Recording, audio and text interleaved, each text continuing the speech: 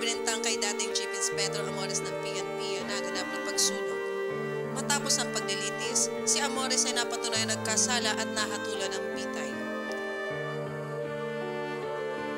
Sa paglip ng moratorium sa death penalty, nabibilang ngayon ang mga araw ni Amores na nakatakdang ibitay 4 na araw mula ngayon.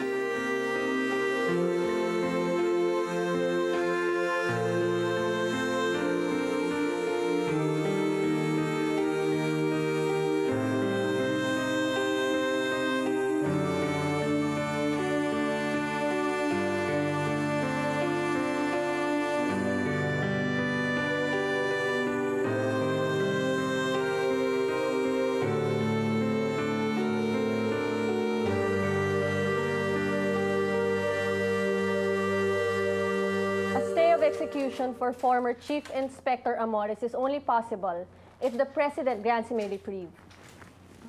Yes. Madam Secretary, what is the possibility of a reprieve? Well, only the President knows this. And as Press Secretary, I don't think I want to second-guess her. Yes, go ahead. This is going to be the first state execution after a long moratorium. Totoo po bang naglalabi ang simbahan para lang mapigilan ang pagbitay kay Amores? Well, opo, totoo po yan. Pati na rin ng mga anti-death penalty groups. Yes? Totoo bang hindi nagbibigyan ng presidente si Amores ng reprieve para lang mapagbigyan ng kagustuhan ng father mo na si Senator Montemayor na mabitay ang former Chief Inspector? No, that is not true at all. My father has never intervened with the judicial process. Never. Nasa presidente na yon kung pansamantala niyang ititigil ang pagbitay kay Amores. Happy birthday, Charlie! Ayos na! Kiss na tayo, kiss na tayo. Senator, ano po bang masasabi niyo sa napipintong pagbitay kay former Chief Inspector Amores? Well, isa lang pagpapatunayan that the justice system works in this country. Ikaw ang lubang napinsala noon. Naka-recover ka na ba after 3 years? Awa ng Diyos, nakaka-recover naman. Okay na ako. Kaya ko nang harapin kahit anong problema. Marami pong naniniwala, maliban kay Amores, na may ibang taong nasa likod ng panununog after 3 years after. 3 years ago. Ano pong nasabi niyo rito? Ako man ay naniniwala na may ibang kasabwat si Amores. Siguro kung ipagtatapat ni Amores na mayroon siyang mga kasabwat, pwede kong lakarin sa presidente na bigyan siya ng pardon. Sino-sino po ba ang pinag-hinalaan yung kasabwat ni Amores? Can you give us some names? Sino po kaya ang pinaghihinalaan yung mastermind? Nandito po ba sa Pilipinas sa mastermind?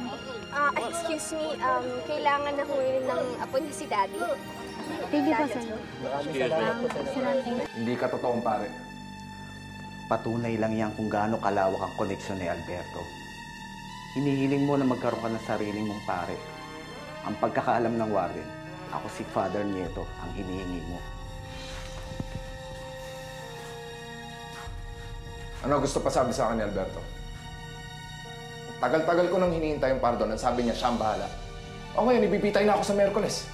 Nasaan yung pangako sinasabi niya? Hindi matutuloy ang pagbitay. Yan ang mensahe sa'yo ni Alberto. Manalig ka. Dahil hindi pa nagbibinti si Alberto sa kanyang mga pangako.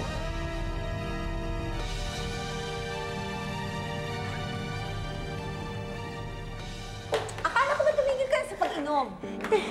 Dahil ito lang alam kung makakapagpahupas ka pa ko eh. Bakit ka pa kinakabahan? Mabibitay na si Amores. Paano kung pumiyok siya? Eh di masasabi si Alberto. Hindi mo ba napanood yung sinabi ng daddy mo sa TV na magtapat lang si Amores, eh, lalakarin niya na magkaroon siya ng presidential pardon? Hindi pipiyok si Amores, Mami. Kung pipiyok yun, dapat nung pa. Alberto, mabibitay na siya. Siyempre, pipiyok yun para may save niya yung sarili niya. Human nature yun eh. Pero Mami, hindi lang buhay ni Amores ang nakataya dito. Pumiyok man siya at makawala, pero hanggang kailan? Paano yung buhay ng pamilya niya? Para namang hindi niyo kilala ang daddy niyo. Hindi titigil yun hanggang hindi nakakaganti. Look, Mami. Kilala namin si Daddy. Alam namin ang mga kilos niya. Hindi ba matagal niya na ang pinanutumbahan kung nakaraang 3 taon? Kung tagumpay pa siya. Ay, naku, hindi pa rin ako mapanatag. At saka, Mami, si Daddy Lantan, limitado ang kilos. And besides, ang dami naming hawak laban sa kanya. Si Alberto, tago. Mahirap tirahin ang kalabang tago. Ay, naku. Hindi, walang assurance yan sa akin. Hindi ako mapanatag. Look, Mami. Easy ka lang, okay? Easy lang tayo. Look, alam mo ako para akong linta sa katawan ni Daddy. Hindi niya ako matatanggal nang hindi siya masasaktan.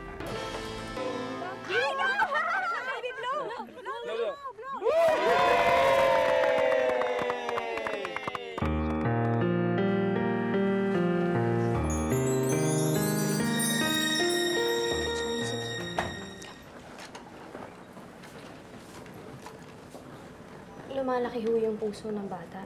Kumakapal ang muscles ng puso ng bata, bunga ng inflammation ng puso niya noon.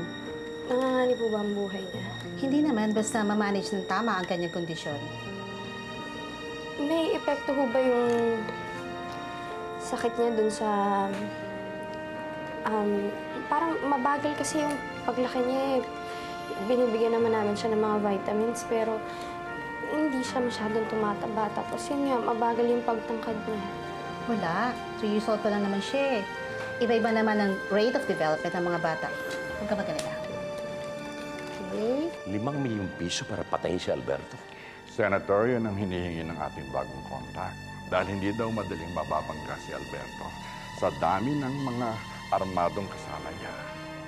At saka hindi siya tumitigil sa isang lugar nang matagalan. Asturias, sa ganong kalaking halaga, hindi dapat pumalpak ang hitman yon. I have an idea, Senator.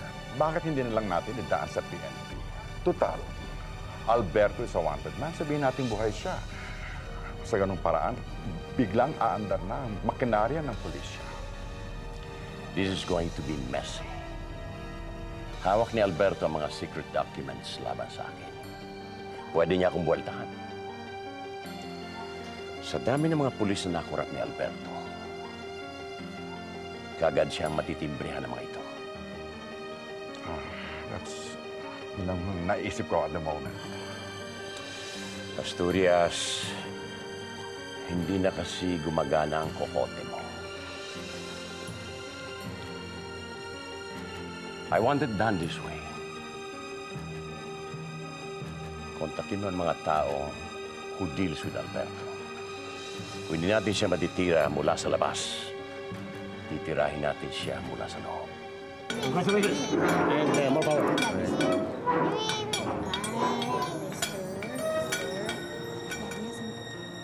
Dito, sorry. Kasi gusto na mag-swimming ng anak ko. Come. I know. Daddy has other things to do pa. Daddy, no. Paano ba naman kasi? Parang si Rena tong anak mo. Hindi ko alam kung saan nagmana to. Daddy, gusto ko mag-swimming. Sige. Hatid mo na kayo doon sa swimming pool, tapos pupunta mo na ako sa meeting. Susunod na lang ako pagkatapos. Tay, di ba wala naman po talaga kayong kasalanan? Wala. Hindi mamamatay taong tatay. Tandaan mo yan, ha? Bakit ganito? Hindi ba nila alam na wala kayong kasalanan? Hindi mo na dapat sinama dito yung bata. Gusto niya eh. Gusto ka namin makapiling kahit na sa huling sandali. Hindi matutuloy ang bitay. Paano mo naman nasabi yan? Hindi tayo mayaman. Wala tayong koneksyon kay Presidente. Malakas ang pressure ng simbahan para hindi tuloy ang bitay. Eh bakit ba hindi mo na lang ituro kung sino ang mastermind? Rita, ano ka ba? Usapan na natin to, ah.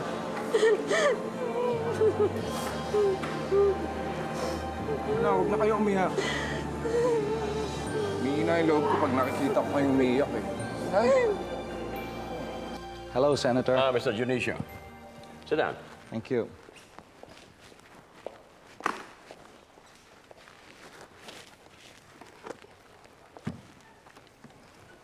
Narito ang photocopy ng mga documents that will prove that there was an anomaly. Nagkasabwat ang kumpanya niyo at ang DPWH na mag-offer price sa construction ng highway. Hindi ako ang chief executive officer when the company undertook the project, Mr. Senator.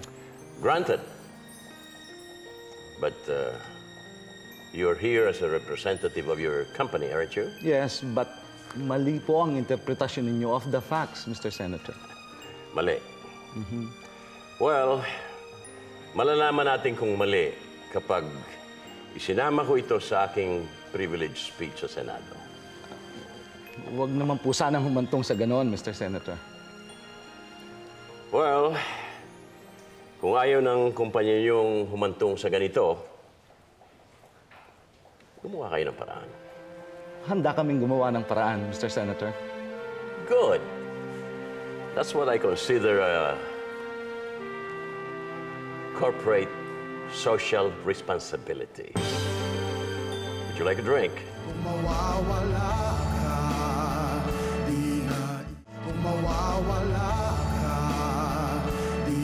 May kamag-anak din ako na may anak na may heart condition ngayon. Malaki na yung bata. Active pa sa sports. Nagigilty ako. Feeling ko kaya nagkaganyan si Charlie dahil nagpabaya ako. Bakit mo ba sinisisi yung sarili mo? Hindi mo naman kasalanan nagkaganyan to eh. Siguro kaya siya nagkaganyan dahil nung pinagbubuntis ko siya. Ang dami kong pressure, daming problema. Ang dami kasing gulo na pinasukan ko. Ayaw niyo pa rin bang pakilala si Charlie kay Carlito? Para nabibisita naman niya to. Ayaw ni Daddy, ayoko. Wala nga siyang kinagis ng ama. Pero he's got the best mom in the world.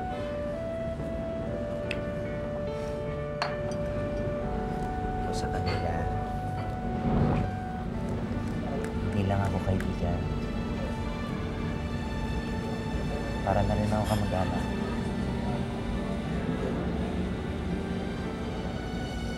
Tulungan tayo para maging masaya ang buhay nitong batang to. Ilang taon ka naman nagtatrabaho sa akin? Mayor pa po kayo noon. 3 taon pa lang yata po noon si Rosa Camila. May tiwala ako sa iyo.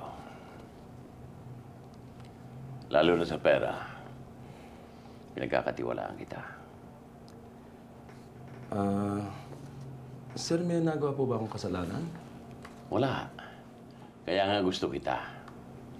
Kahit na nung nag-aaway kami ni Alicia, tapat ka pa rin sa akin. Tama ba ako? Tama po. Emil, natatandaan ba yung kausap po kanina sa restaurant? Si Mr. Dionisio po ba yun? May ibibigay siya sa akin. Dadali ng kanyang tauhan. Gusto ko, ikaw ang kumuha. Sino-sino po sila, sir? Ay!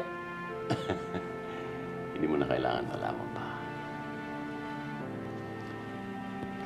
Yung mga kukunin mong pera ay kontribusyon para sa kandidatura ko. Ngayon ganito ang gagawin mo. Sasabihin ko sa iyo kung saan ka pupunta. Pupuntahan ka nila roon. Para ibigay ang pera, ang dadalhin mo naman sa akin. Are you up to this? Yes, sir. Good. Emil, sekreto ito. Walang ibang dapat makalam. Tayong dalawa lang.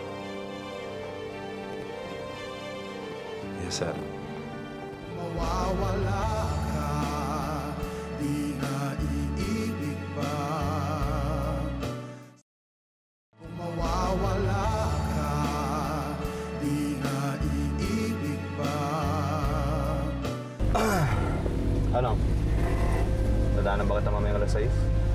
I-text na lang kita kasi ngayon yung delivery ng mga bagong piyesa. Ay, naku. Yan ang hirap talaga pagka import-export sa business mo. Lalo na kung maliit pa. Konting tiyaga lang. Sige. Basta agahan mo lang yung text sa akin, ha? Para hindi naman ako malate papunta rito. Okay. Okay, bye. Ma'am, ako po si Mrs. Amores. Kanina ko pa po kayo inaabangan. Tulungan naman po ninyong asawa ko, ma'am. Umalis na muna tayo, Dani. Paano yung asawa mo dyan? Please, ma'am, tulungan ninyong asawa ko. Alam niyo raw po na wala siyang kasalanan, ma'am. Dali ka na.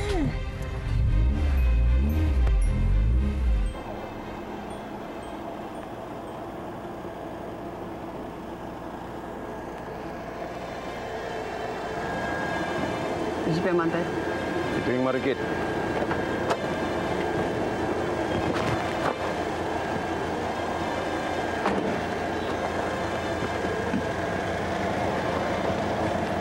Gusto mo, para sigurado. Okay. Sinasabi ng boss ko na huwag na daw niya ituloy ang privilege speech. Karoten. Amanda, alam mo kung kasama ko sa shortlist ni Presidente sa mga kinikonsider niyang possible na papalit sa kanya? Alam mo, Dad, the mere fact na pinagbigyan niya kayo at ginawa niya ang press secretary, naku, malaking bagay na yun. Senator, the presidential elections is 10 months away. At sigurado ako, namimili na ang presidente kung sinong papalit sa kanya. And as expected, marami na rin naglalabi sa Malacanang. Sa tingin mo, sino-sino bang mabango kay Presidente ngayon? Ilan ba silang nasa listahan? Well, let me see. Mga 6 sila na pangalan na naririnig ko. At syempre, kasama na rin po kayo doon, Dad. Don't worry, Dad. Kapag may chance, bubulungan ko si Presidente. Thank you, Ina.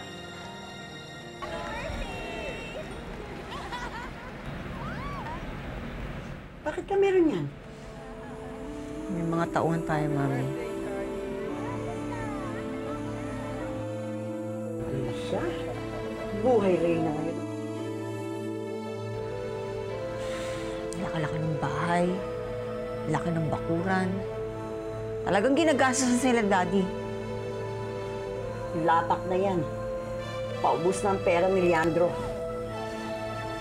Siraulo pala si Daddy.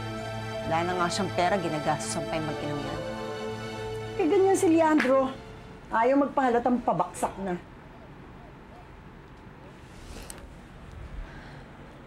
Kala siguro ni Rosa Camila nanalon sila. No? Nagkakamali siya. Unti-unting babagsak ang buhay. Sisiguraduhin ko, babagsak ka.